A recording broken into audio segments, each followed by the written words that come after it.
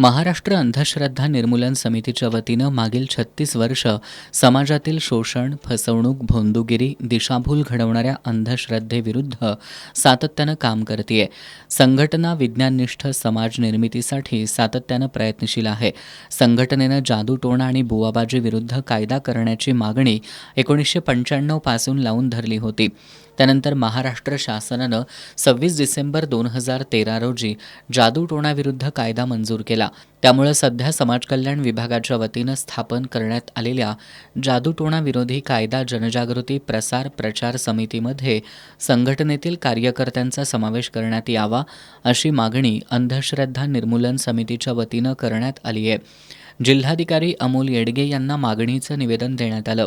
राहिलेली नाही तर गेल्या 12 वर्षात अशा शेकडो बुवाबाबांच्या विरोधात, सर्व धर्मातल्या बुवाबाबांच्या विरोधात संघटनेनं प्रबोधन करून त्यांच्या विरोधात जे काही गुन्हे दाखल करण्याच्या कामात पुढाकार घेतलेला आहे आणि या बुवाबाजीने पीडित असणाऱ्या लोकांना न्याय मिळवून देण्यासाठी प्रयत्न केलेले आहेत. अंधश्रद्धा निर्मूलन समितीची अशी मागणी आहे की या प्रकारचा जो काही शासकीय कोणतीही समिती होती यामध्ये अंधश्रद्धा निर्मूलनाच्या क्षेत्रात प्रचंड अनुभव असणाऱ्या आणि जे कार्यकर्ते स्वतःचं घर, नोकरी, व्यवसाय सांभाळून अशा प्रकारच्या प्रबोधनाच्या कामात सहभागी होतात, या कार्यकर्त्यांना या समितीमध्ये सहभागी करून घ्यावं, त्यांच्या अनुभवाचा समाजाच्या कल्याणासाठी, हितासाठी उपयोग करून घ्यावा, अशा प्रकारची मागणी आम्ही माननीय जिल्हाधिकारी साहेबांसमोर केलेली आहे.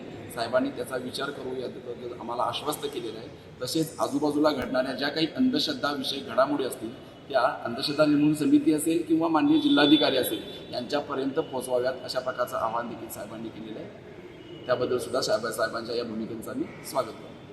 यावेळी महाराष्ट्र अंधश्रद्धा निर्मूलन समिती कोल्हापूर जिल्हाध्यक्ष डॉक्टर BM हिरडेकर, उपाध्यक्ष डॉक्टर प्रवीण चौगुले, राज्य कार्यवाह सीमा पाटील, रेश्मा खाडे, जिल्हा कार्याध्यक्ष प्रमोद शिंदे, रामदास देसाई, महेश अलोके, महेश ओलेकर आदी उपस्थित होते.